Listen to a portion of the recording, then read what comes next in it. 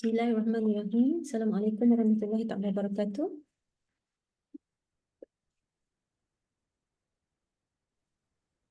Waalaikumsalam. Assalamualaikum warahmatullahi taala wabarakatuh. Alhamdulillah. Thank you very much. Welcome, ahlan wa sahlan, everyone to our really special session today. Inspiring session, IIUM Takrim Award winner 2023. We have our distinguished special guest today, Professor Dr. Rahmah binti Ahmad Haji Osman. Alhamdulillah, I am Dr. Madiha from Professional Development Unit at the Center for Professional Development CPD IIUM.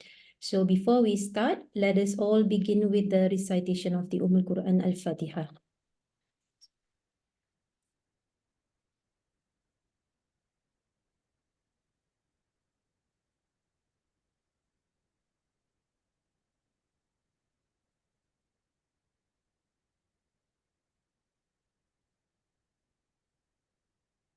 Okay, before I introduce our special speaker today, I would like to convey Prof. Mira's Kartiwi salam to our speaker, Professor Rahmah, and also to all participants. She couldn't join us today. She's now in ACAP for training, 3 days, 2 nights training.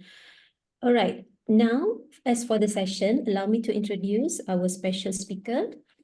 I believe many of us already know our special speaker today, a distinguished senior professor of Arabic literature at the Abdul Hamid Abu Sulaiman Kuliah of Islamic Revealed Knowledge and Human Sciences, IIUM. She earned her bachelor degree from the University of Al-Azhar in Egypt, a master's from the University of Jordan, and a PhD from the School of Oriental and African Studies at the University of London.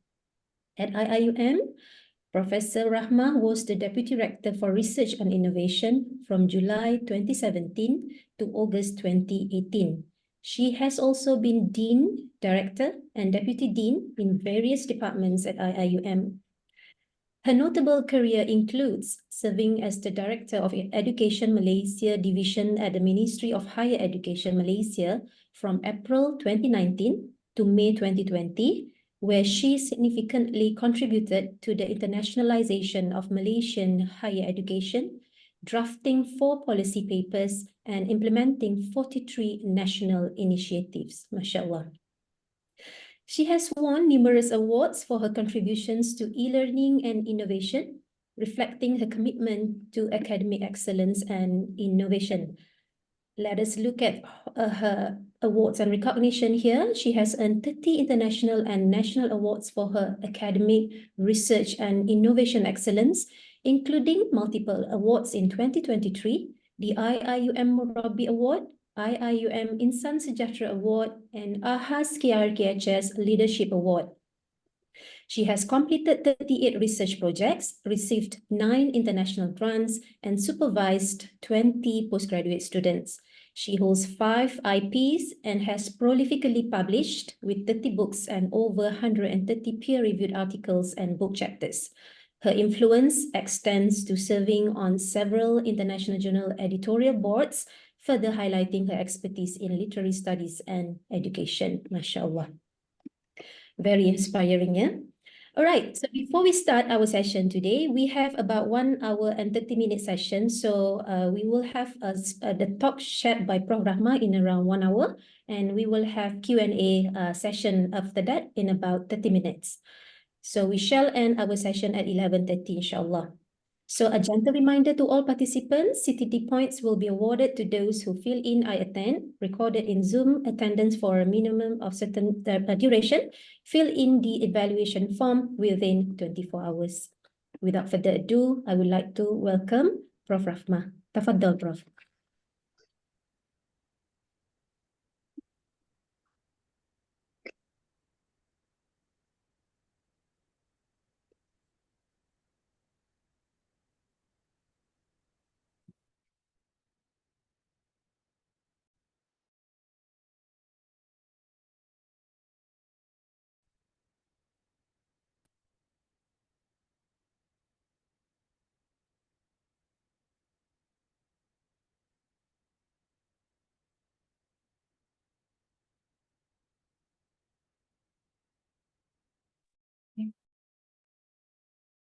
Can I start now? Yes, Prof. Okay. Sorry, there was some connection problems. Bismillahirrahmanirrahim. Alhamdulillahi Rabbil Alamin. Wassalatu wassalamu ala Sayyidina Muhammadin Ashrafil Mursalin wa ala alihi wa sahbihi ajma'in. Subhanaka la ilma lana illa ma 'allamtana innaka antal alimul hakim. Rabbi shrah li sadri wa yassir li amri wahlul 'uqdatan min lisani yafqahu qawli.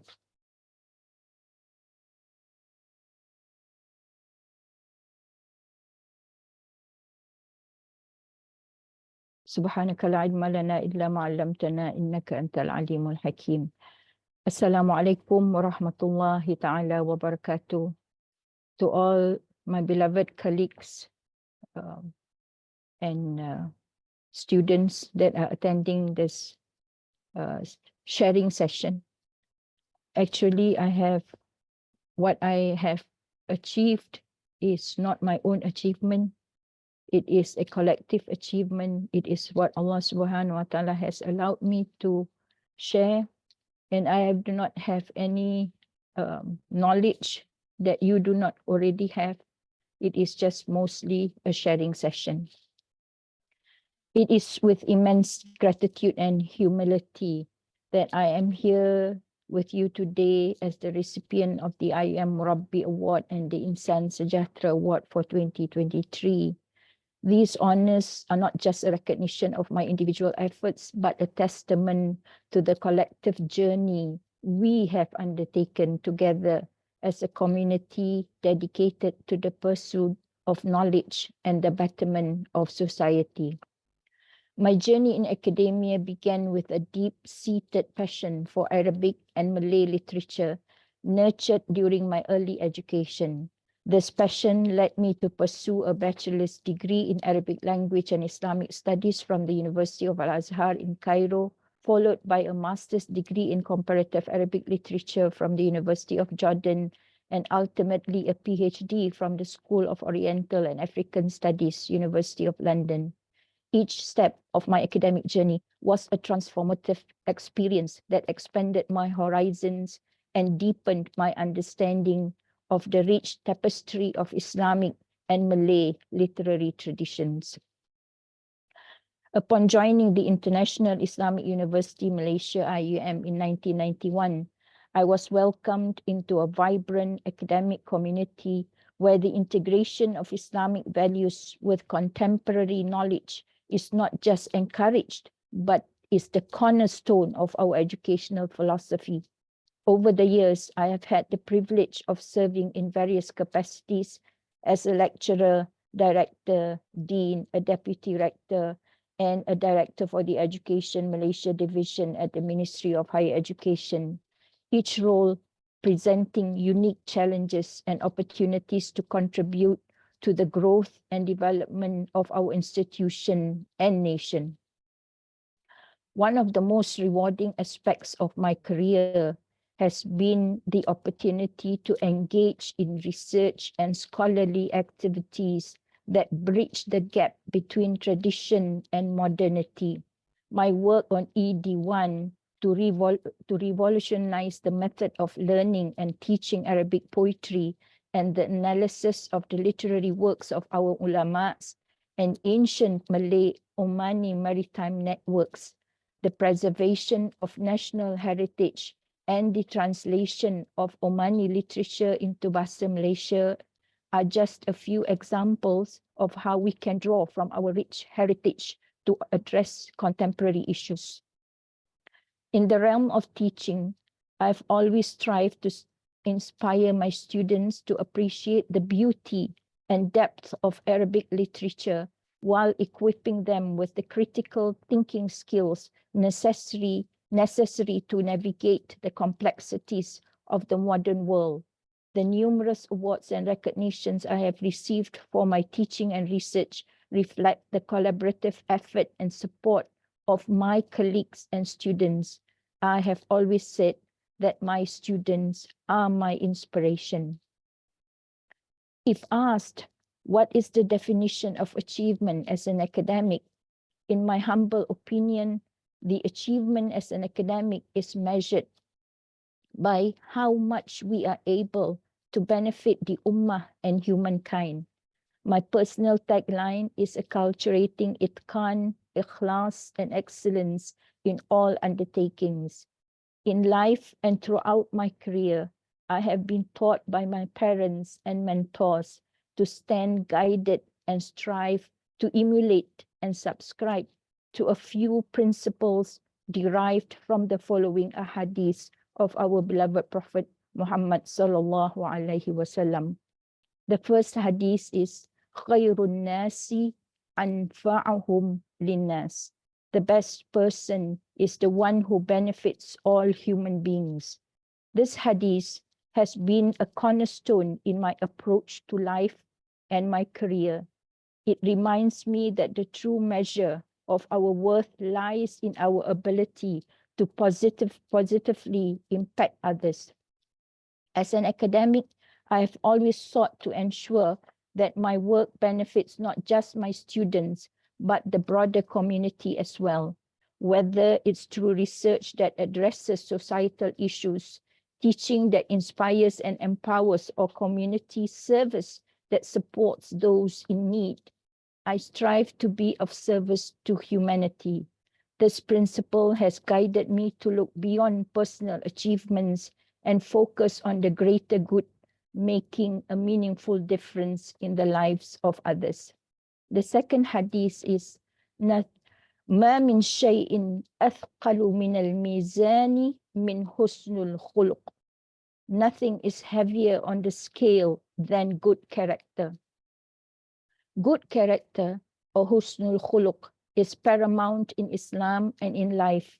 Throughout my journey, I have endeavored to uphold integrity, kindness, and humility in all my interactions.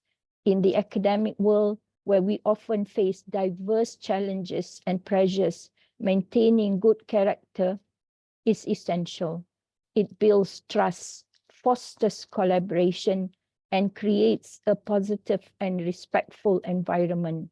This hadith has been a guiding light, reminding me that our professional success should never come at the cost of our moral and ethical values. The third hadith is Sayyidul Qawmi Khadimuhum. The master of a people is the one who serves them. Leadership in Islam is synonymous with service. This hadith has profoundly influenced my understanding of leadership roles. As a leader within IIUM, I've always aimed to serve my colleagues, students, and the institution with dedication and humility. Leadership is not about exerting power or seeking personal glory. It is about serving others. It's about facilitating their growth. It's about ensuring their well-being. By embodying this principle, I hope to inspire others to lead with compassion and a genuine desire to serve, creating an environment where everyone can thrive. I'm extremely thankful to Allah for having been brought up by extraordinary and beautiful parents who loved and were in love with their Creator and His beloved Prophet Muhammad sallallahu alaihi wasallam, and whose lives were a culmination of this divine love and devotion. And it is through their du'as that I met Dr. Osman Jaffer in 2002 and has since been my better half, my libas, my sakan, my source of sanity, tranquility, inspiration, and strength. Without him, I would not have been able to achieve all that I have till today. I have also been extremely blessed to be trained by extraordinary murshids, Habib Zain al-Habshi, Habib Mohsin bin Omar al-Attas, Habib Hussein al-Attas, Sheikh Imamuddin al-Qadiri, and to have had the privilege to work with and be mentored by remarkable individuals who were the leaders and pillars of IIUM and the nation. Professor Emeritus Datuk Dr. Abdul Hamid Abu Sulaiman, Tan Sri Professor Emeritus Dr. Muhammad Kamal Hassan, Datuk Sri Prof. Dr. Syed Arabi Aidid, Professor Dr. Malik Badri, Professor Datuk Dr. Muhammad Reza Wahidin, Professor Datuk Sri Dr. Zaliha Kamaruddin, Professor Datuk Dr. Muhammad Tahir bin Muhammad Azhar, Professor Datuk TSIR Dr. Siti Hamisa Tafsir, Datuk Dr. Ghazali Abbas, Datuk Hamidun Abdul Rahman, and many others. These individuals, in my humble opinion, were the epitome of scholarship and husnul khuluq, and the culmination of the aforementioned hadith of our beloved Prophet Muhammad sallallahu alaihi wasallam. And if asked further, what would be the most important thing for academics to achieve? In my humble opinion, the most important thing for academics to achieve is the ability to teach, lecture, and mentor their students out of and with love and passion. Teaching is not merely the transmission of knowledge. It is an act of nurturing and inspiring the minds and hearts of students. When we approach our roles as educators with genuine love and passion, we create an environment that fosters curiosity, creativity, and a lifelong love of learning. Our enthusiasm for our subject matter becomes contagious, igniting a similar excitement in our students. Love and passion for our Creator, our beloved Prophet Muhammad sallallahu alaihi wasallam, and for the betterment of the Ummah provide a profound sense of purpose and direction in our work. The spiritual dimension infuses our professional endeavors with a deeper meaning, transforming routine tasks into acts of devotion and service. It reminds us that our work is not just a job, but a calling to contribute positively to the lives of others and to the greater good of the community. When we teach out of love, we are more patient and empathetic. We strive to understand the unique needs and challenges of each student, and we are committed to their success and well-being. Our classrooms become places where students feel valued and supported, where they can express themselves freely and explore new ideas without fear of judgment. Mentoring too takes on a special significance when done with passion. It is not just about guiding students through their academic journeys, but also about being a source of encouragement and inspiration. We help them navigate the complexities of their studies, offer advice on their personal and professional growth, and model the values of integrity, perseverance, and humility. Passion also drives us to continuously improve our own knowledge and skills. It motivates us to stay current with developments in our field, to engage in ongoing research, and to innovate in our teaching methods. This commitment to excellence not only enhances our own professional growth, but also enriches the learning experiences we provide to our students. When our work is driven by love and passion, it brings a sense of fulfillment and joy. We find satisfaction not just in our achievement, but in the progress and success of our students. We celebrate their victories, big and small, and we take pride in knowing that we have played a part in their journey. In essence, the most important thing for academics to achieve is to let passion drive their profession. When we infuse our teaching, lecturing, and mentoring with love, and passion, we not only elevate the quality of education, but also contribute to the development of well-rounded, compassionate, and knowledgeable individuals who are equipped to make a positive impact in the world. Let us always remember that in doing everything out of love and passion for our Creator and for the betterment of the Ummah, we are actually fulfilling a higher purpose.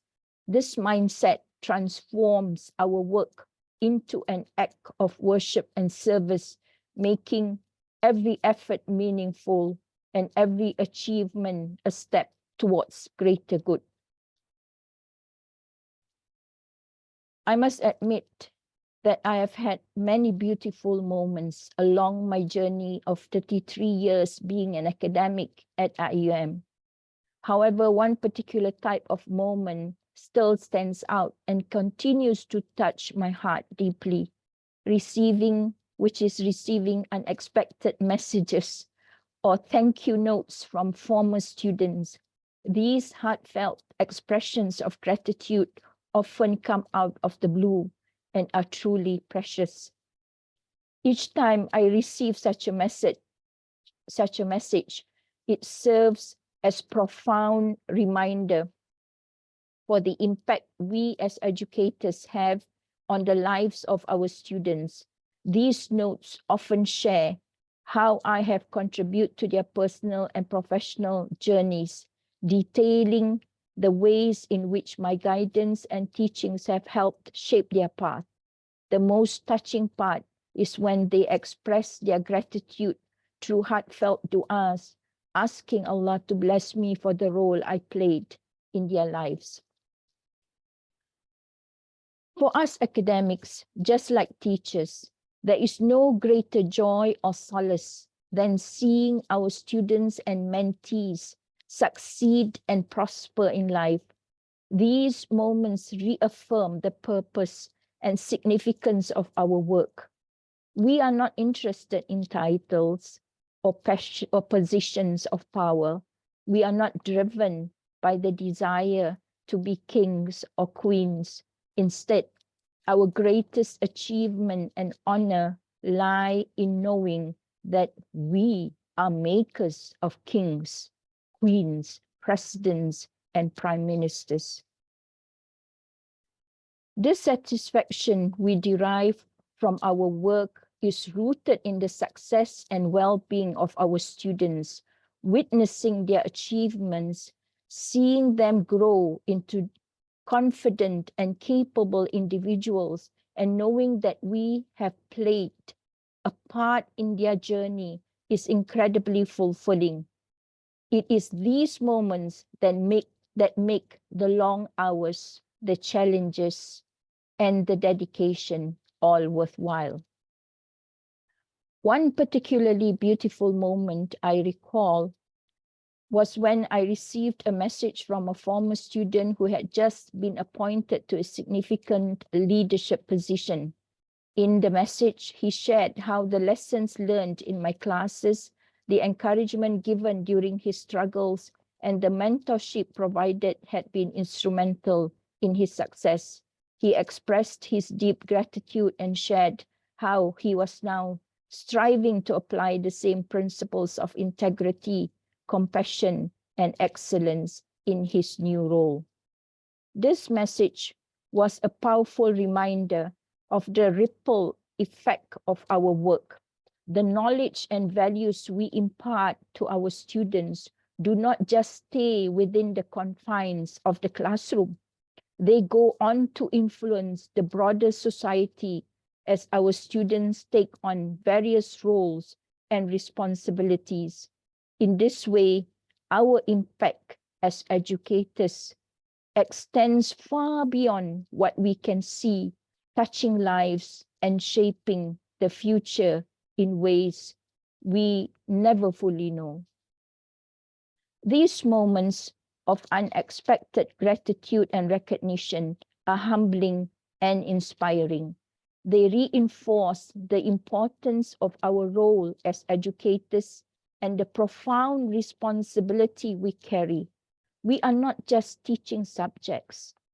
We are shaping minds, building character, and preparing the next generation to lead with wisdom and compassion.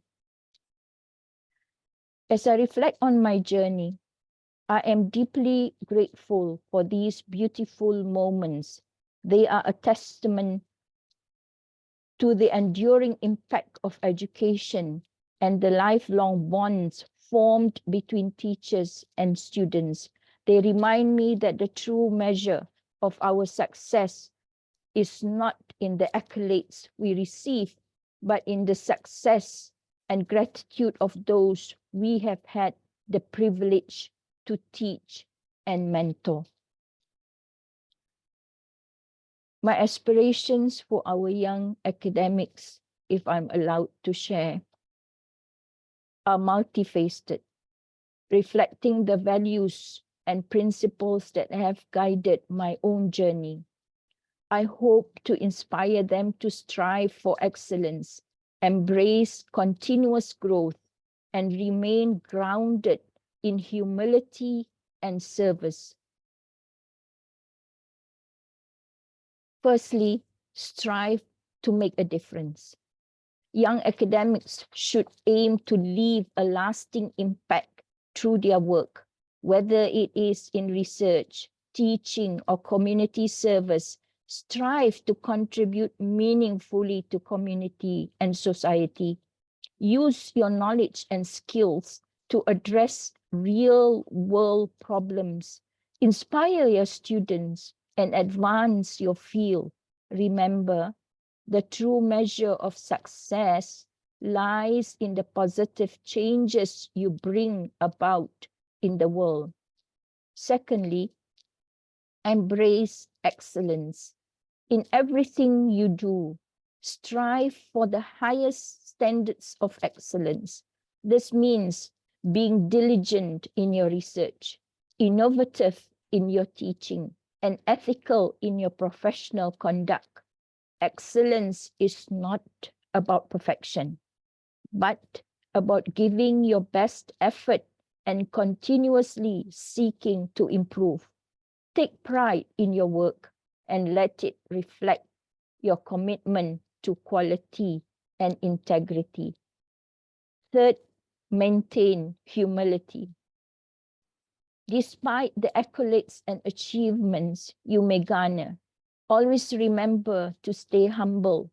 Recognize that your talents and opportunities are but blessings from Allah and that they come with a responsibility to use them wisely and for the greater good. Humility allows you to remain open to learning and growth and to build genuine, respectful relationships with colleagues and students. Fourth, be agents of change.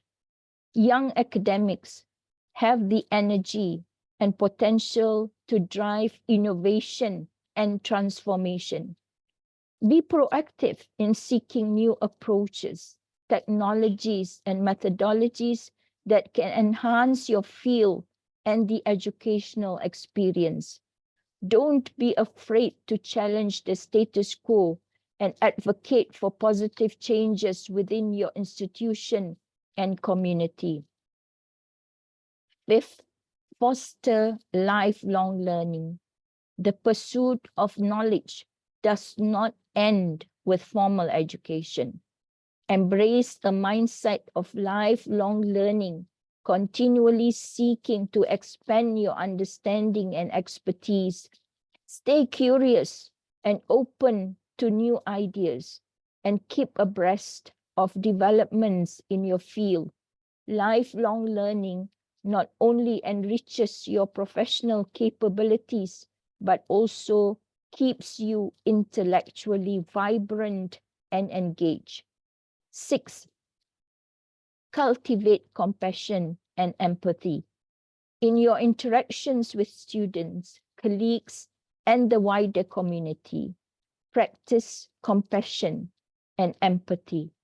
understand the diverse backgrounds and challenges that individuals may face, and offer support and encouragement. A compassionate approach fosters a positive and inclusive academic environment where everyone feels valued and motivated to succeed. 7.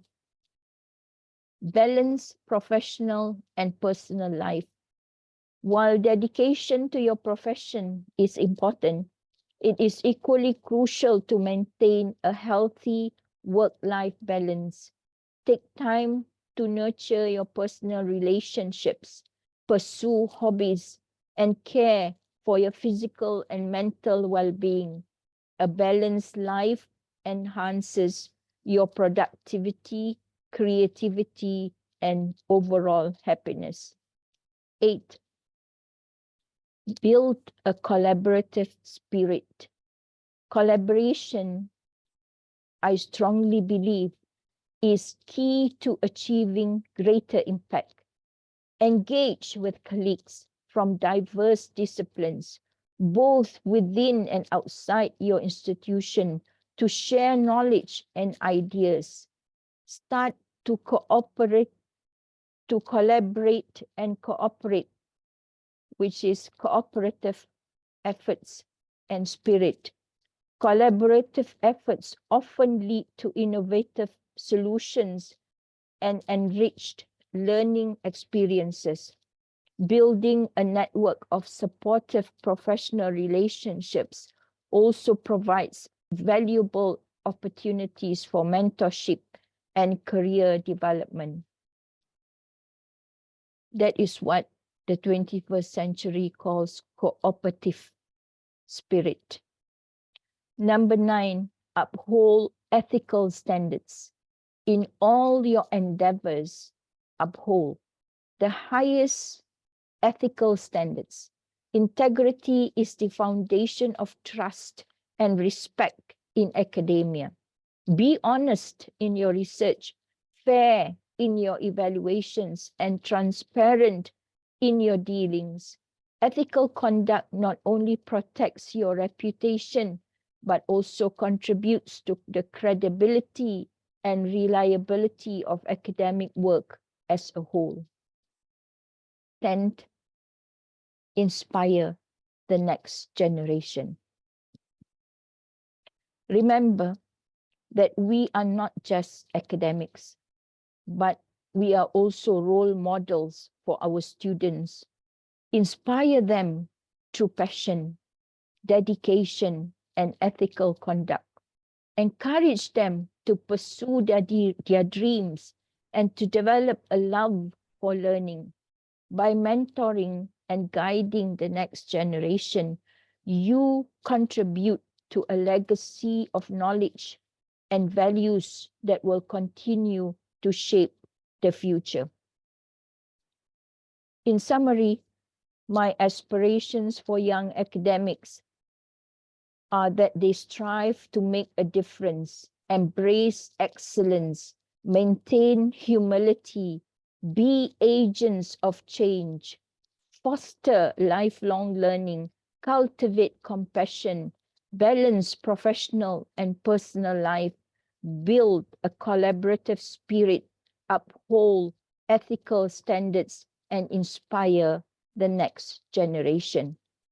By embodying these principles, young academics can not only achieve personal success, but also contribute to the advancement of knowledge and the betterment of society. Let us all strive to be the best versions of ourselves, driven by passion, guided by values, and committed to making a positive impact in the world. Islam teaches us to continuously improve ourselves and to constantly upskill long before Alvin Toffler, who is regarded as a Sifu of the 21st century. Imam Ali Karamallahu Wajhahu provided us with profound wisdom. Qala Ali Karamallahu Wajhah. من تساوى يوماه فهو مغبون ومن كان أمسه أفضل من يومه فهو ملعون ومن لم ير الزيادة في دينه فهو إلى النقصان ومن كان إلى النقصان فالموت خير له من الحياة من تساوى يوماه فهو مغبون ومن كان أمسه أفضل من يومه فهو ملعون ومن لم ير الزيادة في دينه فهو إلى النقصان ومن كان إلى النقصان فالموت خير له من الحياة. Translates as whoever does not increase in knowledge or add value every day is deceived or cheated. Whoever's yesterday is better than today is repugnant. Whoever does not see an increase in his faith is lost. Whoever is in a state of loss, death is better for him. Whenever I read this athar, it is like I am being slapped in my face. Imagine this was in our tradition from the very beginning, and we were not aware or we have been ignorant to it.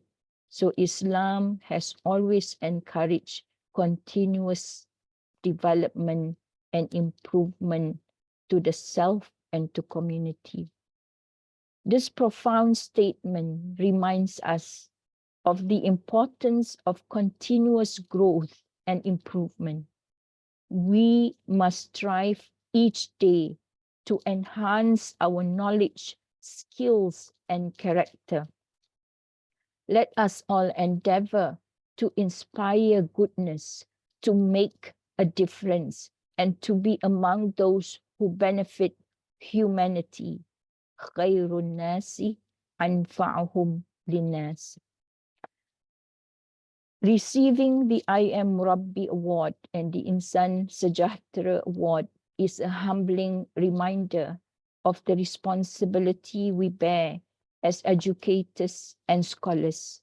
These accolades call us to continue striving for excellence, nurturing the next generation of thinkers and leaders, and contributing meaningfully to the betterment of our society. As we move forward, let us remain steadfast in our dedication to upholding the values of integrity, compassion, and intellectual curiosity that define our academic community. In conclusion, I extend my heartfelt gratitude to my colleagues, students, and the administration of IIUM for their unwavering support and collaboration. These awards are a shared achievement, and I am deeply honored to be part of such a remarkable institution. Together, let us continue to pursue knowledge with passion and purpose, guided by the principles of our faith and the vision of our university and community. Thank you. Assalamualaikum warahmatullahi ta'ala wabarakatuh. Wallahu a'lam bissawab.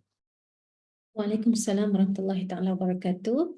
MashaAllah, Alhamdulillah, a very inspiring sharing from Prof. Rahmah. I would like to open the floor for the question and answer. I would like to encourage our participant to unmute if you can.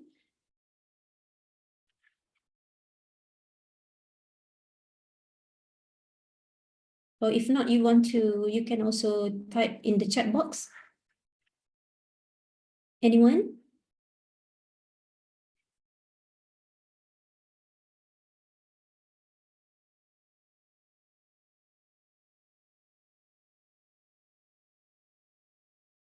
Assalamualaikum warahmatullahi wabarakatuh.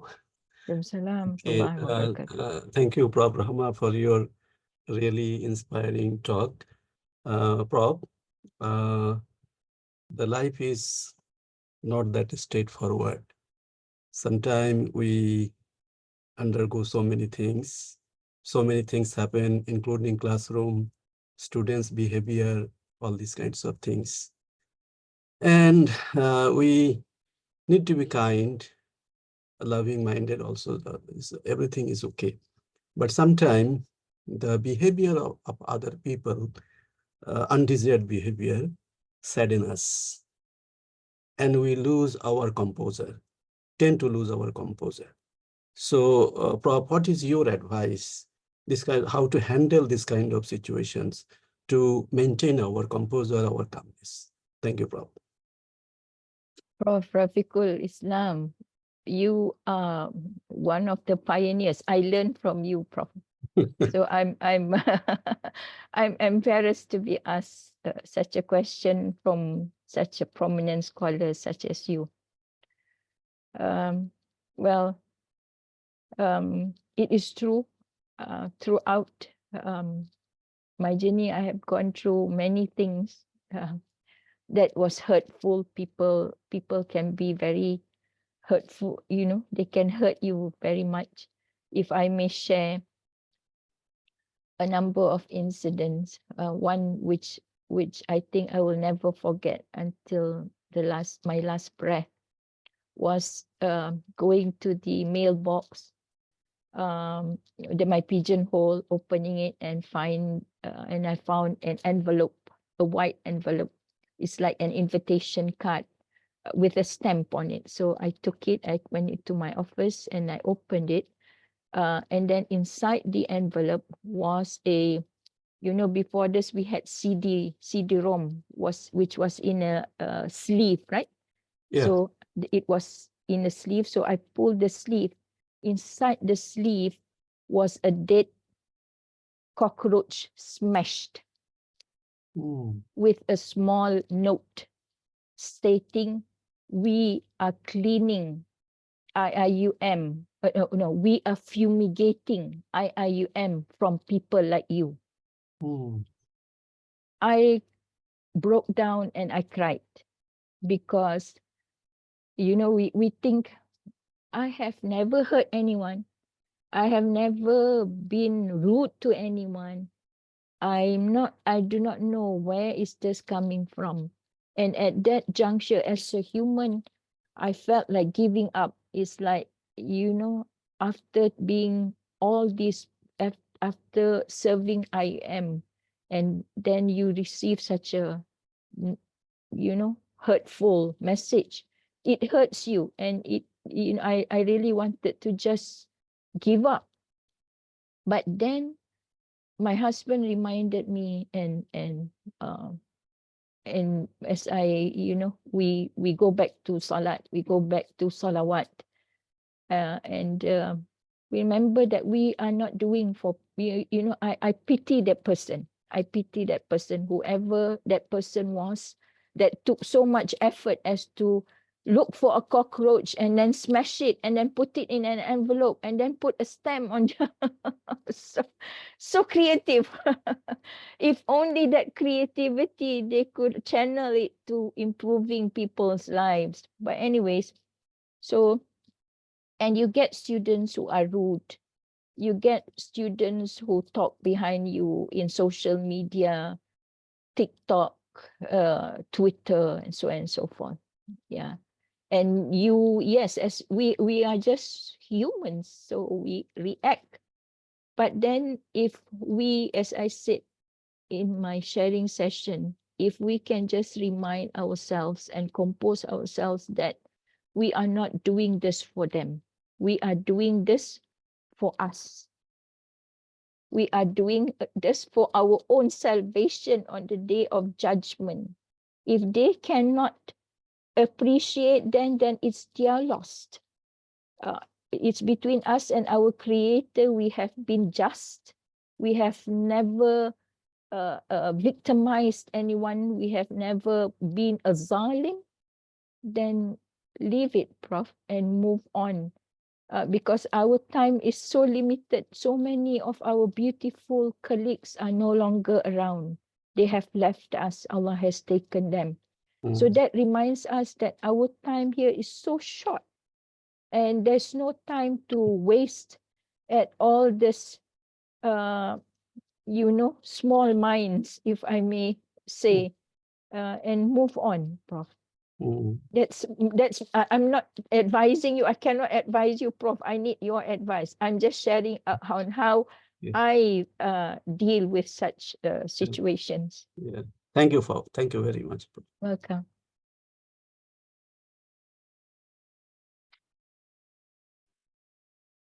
Prof, Yes. we have a few questions in the chat box, if I can read for you. Yes, please. Yeah, Prof, if I am inspired, this is from Dr. Suwaniza Mamat. I am inspired with the last quote you shared, to grow, to change. Appreciate if you could, Dr. Suwaniza, perhaps you can elaborate more on this. Would you like Prof. Rahmah to elaborate on this matter? Do you mind? Assalamualaikum, Prof. Waalaikumsalam. I joined quite late actually, but alhamdulillah, I got the chance to listen from to you about your student call, and thank you for being inspiring because you got a leadership position somewhere. So I'm praying that I will got at least one call from ex-students as well. Okay. For what I have been contributing to them. So hopefully lah in the future I still got that chance lah like you. And then I got to listen your sharing on the last quote when you say something that if you don't change and at the end you will die, something like that. Itu I tak sempat nak dengar tadi. The last quote rasanya. Yeah, it's not you're gonna die. Okay, the quote is from Imam Ali karramallahu wajhahu. He says, "Man tasawa yawmahu fahuwa maghmudun." Whoever does not increase in knowledge or add value every day is actually deceived and cheated by life. Yeah. Wa man kana amsuhu afdal min yawmihi fahuwa mal'unun. Okay. And whoever's yesterday is better than his today is repugnant, meaning dilaknat. Okay. And whoever does not see and وَمَنْ لَمْ يَرَ الزِّيَادَةَ فِي دِينِهِ فَهُوَ إِلَى النُّقْصَانِ. Whoever does not see an increase in his faith is lost because he has been deceived by this world. Okay. مَتَاعِ الدُّنْيَا. وَمَنْ كَانَ إِلَى النُّقْصَانِ فَالْمَوْتُ خَيْرٌ لَهُ مِنَ الْحَيَاةِ. And if you are in that state of always being cheated by this dunya and it's so many things, yeah, then you are in the state of loss. Death is better for that person. Okay, all right. So that's the thing. I'm inspired because I'm in the state that what else I could do better. I'm actually in the Kuliah Economy, the accounting department. So of course we have been teaching students many years, and then teaching accounting every day, right, with the students. But then I'm trying to find what different I could do as a student. I mean, as a lecturer, which a student will remember me not just about accounting. Of course, I'm not the expert in accounting, but something else. Given the what you call the need of the students. I mean, in the current era, there are many mental health issues. So when we face these students, I mean, I'm talking about from economic accounting students lah. And so yeah, that's the thing. So when you said something like, I mean, when you read this sharing link, I'm thinking of whether or not I should find the new knowledge, not just focusing on accounting itself. So that's why I said I want to understand more of the your sharing this now. If I may share my perspective about this, my specialization, okay, is Arabic literature, and before this I was teaching Arabic classical literature, poetry, to non-native speakers. And students used to fail. They used to fall asleep in class, and them failing used to, as a human, make me feel like, wow, you know, my course is so hard that it's only the best can get A's. Then it slapped me in my face one day. You know, teaching Arabic language, the whole hadaf, the whole objective is to make people nearer to the language of Al-Quran, to make people love their creator, love the Prophet, understand the Quran and the Hadith. What on earth are you doing, Rahmah? So it is time now you change your method of teaching. And I learned from my students' feedback, surveys, comments, and you know, materials are in abundance if we just put our mind to it, to with the intention that we want to improve. So I started upskilling myself, learning on how to make my slides more vibrant, bringing in video movies into that. When I talk about the desert, how is it? Because they don't understand. The only near to desert looking is the sand of the seaside that they know. So I bring in movies, make them understand how was it before, why is the poet saying this, and why didn't the poet choose that word instead of this word, etc., etc. And I started engaging my students. I still remember my first mentor when I joined IIUM 1991, Datuk Hamidun Abdul Hamid. Yeah, he used to go to classes to make sure that his lecturers, he was the head of Quranic language, that we do not sit in class. We all have to stand throughout. And it was very, because we're supposed to walk around and engage with our students, not sit and talk and, you know what, and finish the syllabus. So that was a real mentoring for me. I learned that not to sit in my class. So until quite recently, you know, I used to always, although you know how big the lecture theatre is, going up and down, sakit lutut, sakit, you know, kena urut, but and seeing the students engaging with me is another satisfaction. So I upskilled myself, learned how to embed videos into my slides, how to do this, how to do that. If I can't, then I ask my husband to teach me. I ask my students.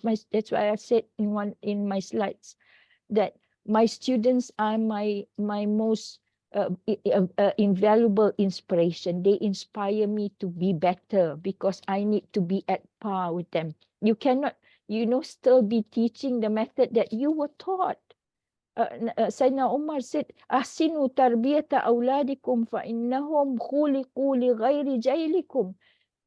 You know, improve the method of you teaching your children, because their children is including your students, because they were created from in a generation which is different than you. So this inspired me to improve better and better. And then throughout, I had mentors, beautiful mentors like Prof. Reza Wahidin, who took me into strategic planning. Okay, Rahmah Ahmad, who's from the Arabic language, who was here before you know, I did hold a number of other, like deputy dean of postgraduate at the Kuliah and all, but strategic planning. So he said, I want you to identify what are the skills you need to be up here. You now here. To be up here, what are the skills you need? You identify, not me. And you register for those trainings. You register for that upskilling, and we will pay. And so that passion, you know, he taught me to be passionate about my work, to improve my skills. And I learned blue ocean strategy. I learned strategic planning. I learned to be auditors of quality assurance, Islamic quality assurance, etc., etc. So the number of courses that I took while I was under him as the Director for Quality Assurance and Strategic Planning, CSQA, Corporate Strategy, was marvelous. Excuse me. So but coming back to Swaniza, yeah, it has to come from you. Okay, kita jangan shock sendiri. Oh, kita selalu cakap. Sorry, I'm mixing Malay. Yeah, we always say, oh, where's the time? We have to finish the syllabus. For heaven's sake, man. We are teaching university students. We are not teaching school students. So we give them the tools. We give them the introduction. We give them the mukaddimah. And there is something called self-directed learning. We show them where and how to increase and improve themselves. We don't have to spoon feed everything. Yeah. So we give them the tools. We facilitate the whole environment, the whole process of learning. So yes, we have to finish the syllabus, but not to that extent, not at the cost of losing that opportunity to nurture those souls, those young souls that are to be the future leaders of our nation. I hope I answered your question. I see Dr. Ala Bawazir put up her hand. Yeah, Yes, please. Assalamu alaikum wa rahmatullahi wa barakatuh. Alaikum salam, Doctora. Thank you, Prof. Rahmah, for inspiring Ahlan wa talk. sahlan. Okay, you want me to talk in Arabic or in English? I think to be fair to others, let's talk in English. Yeah. Yes, I think the most interesting point in your talk is balance in our life among academic work, relationships, and our mental and physical health. Also about the sad story that you mentioned before about a cockroach and this thing. I think that we have to evaluate ourselves from time to time because we are such people inside, and maybe we have some positive and negative side. Just after the evaluation, we can correct our behavior and strengthen our positive behavior. This is what I want to add for your talk. And I'm so sorry for this story because I think it is it's affected me, influenced my and hurted my heart, Yeah. I think it's very, very hard for the lecturer to hear something hard from their students. It's so difficult because we put a lot of efforts in our classes, and we want to see our students in the best place, and we want them to understand every point in our courses. For this, I think it's very hard. Yeah. True. But exactly, I strongly believe, Doctora Ala, that every morning we salat duha and we salat istikhara, and we ask Allah subhanahu wa ta'ala to show us the way. If something is good for us, make it easy for it to come to us. If it's not good for us, take it away from us and steer us away from it. And so based on that yaqeen, I strongly believe that my Creator will not harm me, will not put me in harm unless it is for me to learn from it. I needed to learn from it. So throughout the journey of my life, that was just one example. Many things have happened, but with that perspective in mind, I have tried to take it positively, and it is my Creator showing me that I need to learn something new I need to Yeah. improve something. And that has motivated me more. And I thank that person for hurting me because he or she triggered that. Yes, yes, Alhamdulillah, Alhamdulillah. Yeah, instead of This me, is you like know, a lesson, you yeah, know, it's instead of like a lesson for us. nashtimu Yeah, wala. you can't because he Yeah. did what he did. Masakin, Alhamdulillah. yeah, they, Aywa. I pity them. But at the same time, Yes. you know, we have to forgive them and make Yeah, dua for them. التسامح. Yeah. Mhm. Okay, I see a question from Shamsuddin Abdullah. Prof. Rahmah, inculcating values. Where is it now? Inculcating values will take time in and out of class. Speaking about in class time, how do you balance that? And the need to also cover the official content of a course, which is the right of the students too. What are the indicators you have to remind you that you have reduced or increased the two elements said above? Your insights are appreciated. So when I say we inculcate values, yeah, there is 1 hour and a half, most courses, right? So the first few minutes, we use it to inculcate values.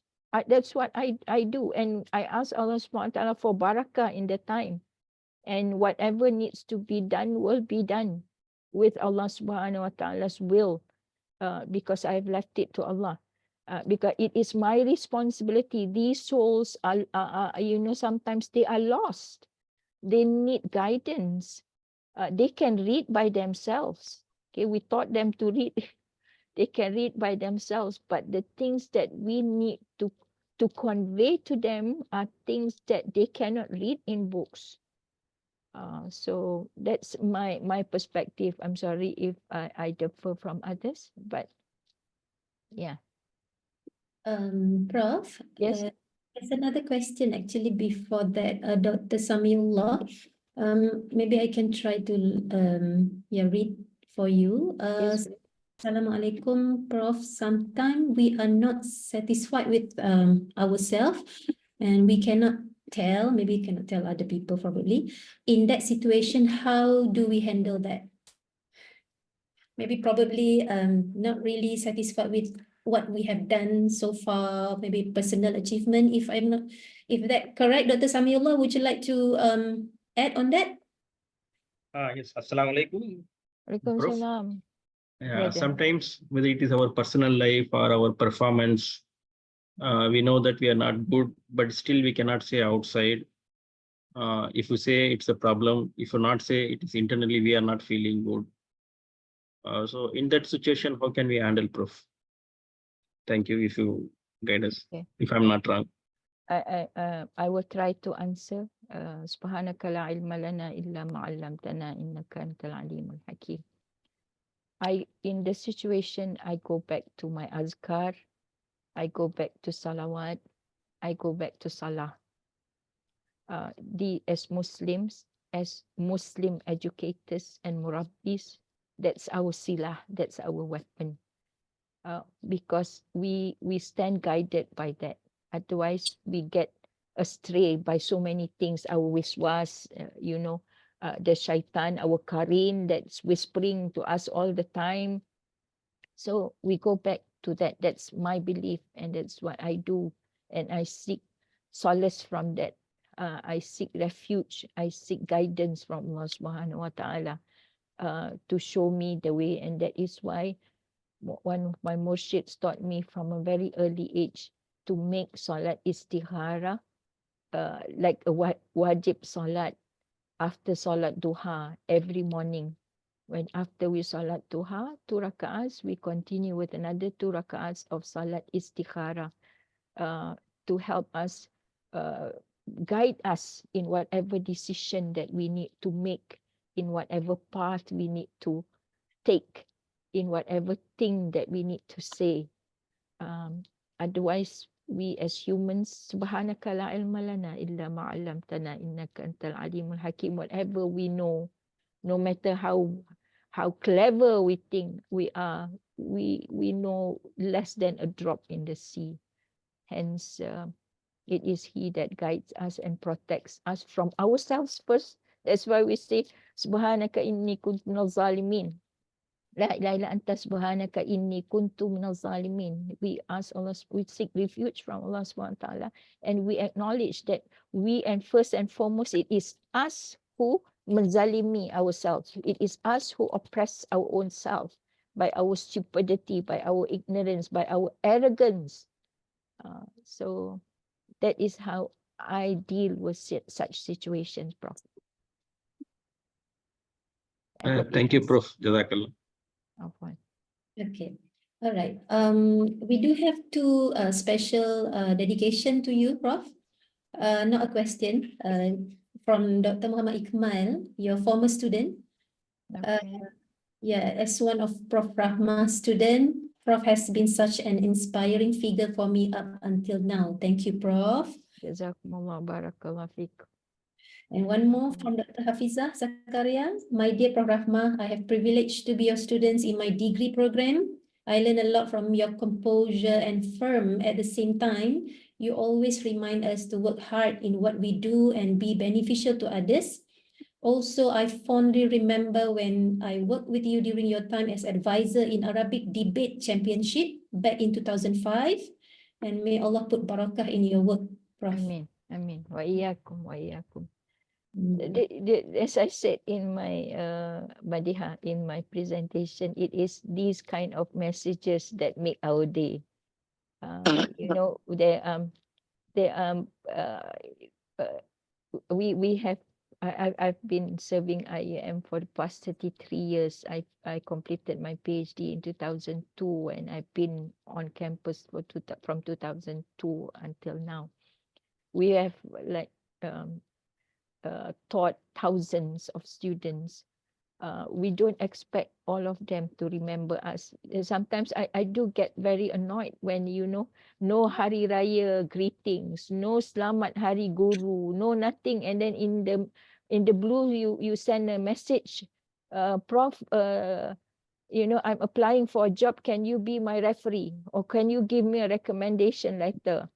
Kalau silap hari bulan, I will say, I'm sorry, I don't really know you. But it hurts. It hurts. You know, after all these years, I taught you 20 years ago and you don't remember me once. And suddenly you remember me when you need recommendation. But that's my aib. That's my weakness as a human. Sometimes I do entertain, but I have had the experience of responding. You know, I've never said that I don't know you. I said that, you know, I'm very sad that it took a job offer for you to remember me, and not even asking me how am I. But I wish you all the best. And sometimes I do entertain and sometimes I don't. Yeah. I think many of us basically share the same thoughts, Prof. Yeah. Okay. Yeah. We do have another question here. Prof, what would you do routinely to prepare yourself for teaching in becoming Murshid's teacher? Also, how will you deal with a challenging student's behavior? Okay.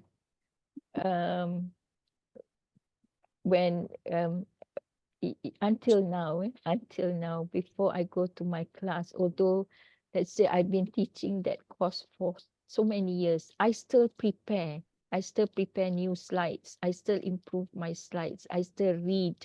I still prepare how to be better in what I do, because it's just that 1 hour and a half or 1 hour that you have to make an impact. So I do put effort in that. I make it a practice to review what I teach on every time I teach. And also, so I prepare myself. You know, faqidu shay la yu'ta. La yu'ti faqidu shay la yu'ti, the Arabic word saying, if you don't have anything, then how are you going to give? So we are humans. We you know, we are fathers, we are mothers, we are wives, we are husbands, we are so many things at the same time. So which topi, which cap we, so but if we can make a practice, just 1 hour or half an hour before that class, just prepare yourself, compose yourself, prepare yourself. What are you going to teach, and what are you going to add to this? Because resources, mashallah, the hikmah after COVID, the resources is in abundance. Online resources, that videos, slides, we're not talking yet about ChatGPT. That can really assist. Prof Mira has taught us, mashallah, CPD, barakallah fikum, all the technologies, how to bring that in our class, prepare using ChatGPT to prepare this, prepare that. Yeah.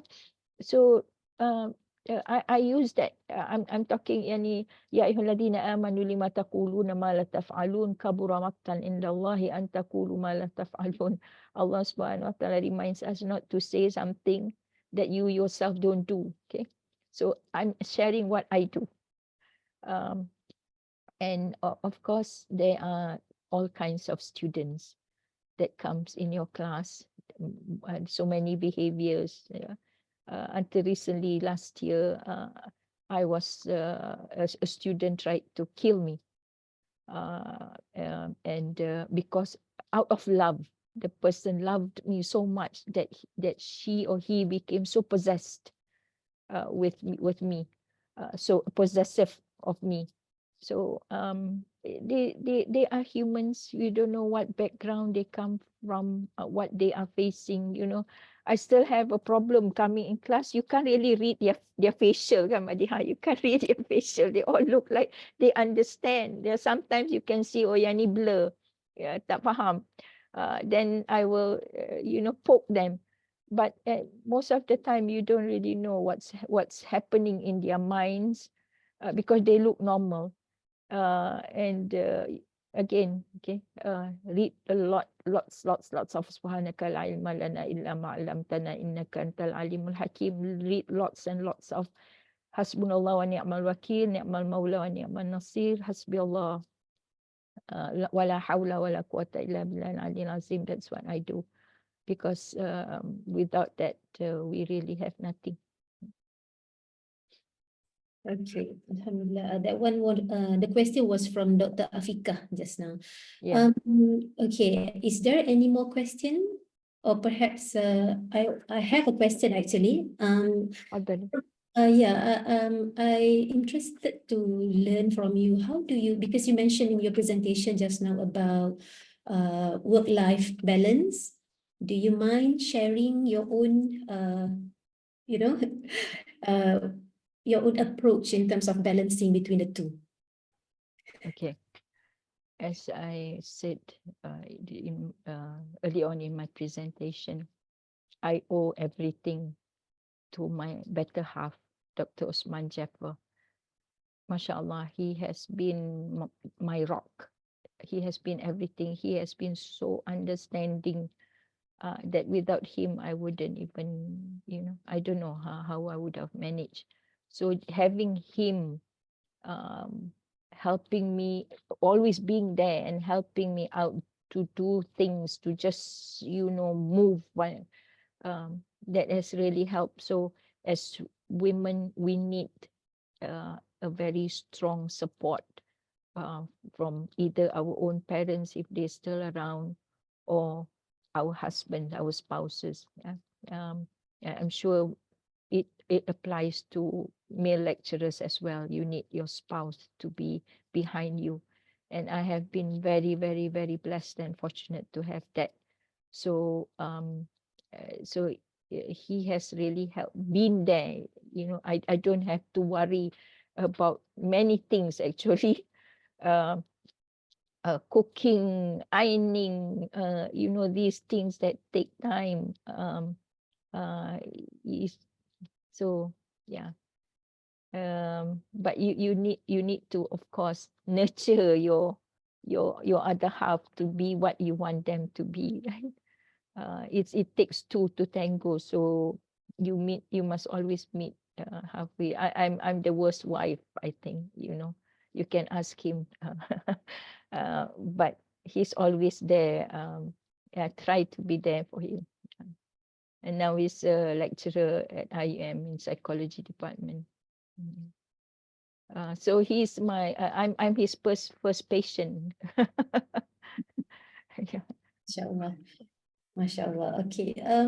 Yeah. Is there any other question from our participants?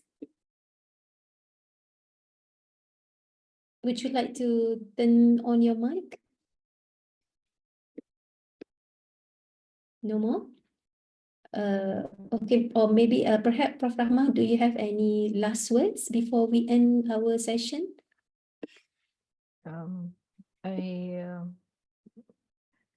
I strongly believe in Azkar. I strongly believe in Azkar. That you know, that's why that is what makes us different. That's what differ us from other Murabbis and other. We are not just educators, we are Murabbis, and our sila is salah, salawat, and azkar. So we need to be consistent and constant in that, and always improve yourself. Always, you know, have this passion to improve, to add value to yourself. Not because of apar, not because of whatever. It's your passion, you know. I love, until now, I get very excited when I find I learn something new from, I'm not embarrassed to say that I learn from my students. Okay, how to do this, how to do that, how did you do that? And so it makes life interesting. I learn from my children, I learn from my students, I learn from my husband. So it's a lifelong learning process, yeah, of improving yourself. Because do not be fooled by thinking that you know everything, you know, because you don't. Whatever, how much we know is just but less than a drop in the sea. And as soon as you think you know everything, then you actually don't know anything.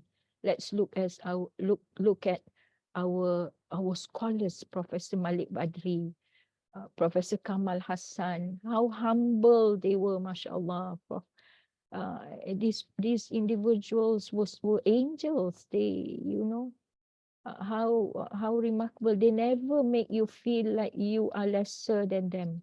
They never make you feel stupid, even though you feel stupid when talking to them, because you know you're talking to and you know, such great scholars. But Ibrahim Zain, I've had all these beautiful souls, Professor Ibrahim Zain, Professor Reza, Professor Hassan Ahmad Ibrahim, all left IIUM, Prof. Abu Shuk, all these individuals that I have, Allah Subhanahu Wa Taala has ordained, has make it qadar that I met them.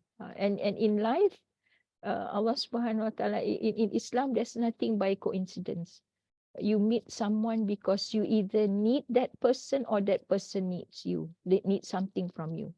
So I believe in that, and I take solace and lessons from that. I try to look at things positively. Life, work balance, yes, it's very difficult. Anyone knows me, you know, I sometimes become very fat, and then I go small, and then I go fat again. Yeah, stress, yes. We are humans. We're not angels. We're humans. So I have many faults. I have many faults. To me, I'm the most stupid person in the world. And I believe that I need to improve myself on a daily basis, and I ask Allah Subhanahu Wa Taala to forgive me for all my shortcomings, and whatever, and I seek your forgiveness, everyone. if I've wasted more than an hour of your time talking nonsense. And if you have not benefited, because I need to benefit from others. I have nothing to give, but whatever Allah subhanahu wa ta'ala allows me to share, whatever little that Allah subhanahu wa ta'ala allows me to share. So I think that's all, Dr. Madiha. Jazakillah khairan. MashaAllah, very beautiful words, Prof. Very inspiring. I believe you have inspired all of us today, MashaAllah. I agree, Prof. In fact, we should all do things at our own pace and don't be too hard on ourselves, right, Prof? Yeah, inshallah, we will achieve whatever we want in this life and also in the hereafter. And yeah, always make a lot of dua, a lot of salawat. Inshallah, thank you so much, Prof. We really appreciate your time today. It was really nice to have you this morning. And before we go, I would like to request all participants to turn on your camera for the group photo.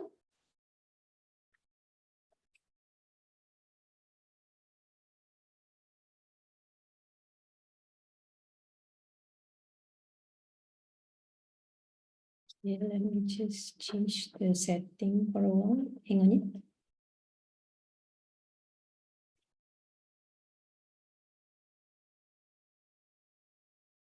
Okay. All right, so everyone is here. Okay, Bismillahirrahmanirrahim. Page 1. Page 2.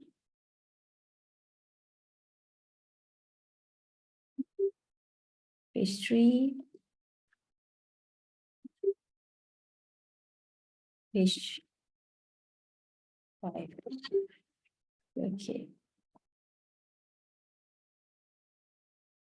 Okay, so Alhamdulillah, once again, thank you very much. Thank you very much. Thank you very much, everyone. Sorry, I did not manage to respond to all your thank you messages. I really appreciate all the thank you messages. May Allah bless you. I look forward to interacting with you. And if there's anything, please, you know how to contact me. And if I look forward to sharing. Jazakumullah khairan. Thank you very much, Prof. Thank you all participants. See you again in the next webinar. Assalamualaikum warahmatullahi ta'ala wabarakatuh. Waalaikumsalam. Jazakallah khairan, Prof. Rahmah. Waalaikumsalam warahmatullahi wabarakatuh.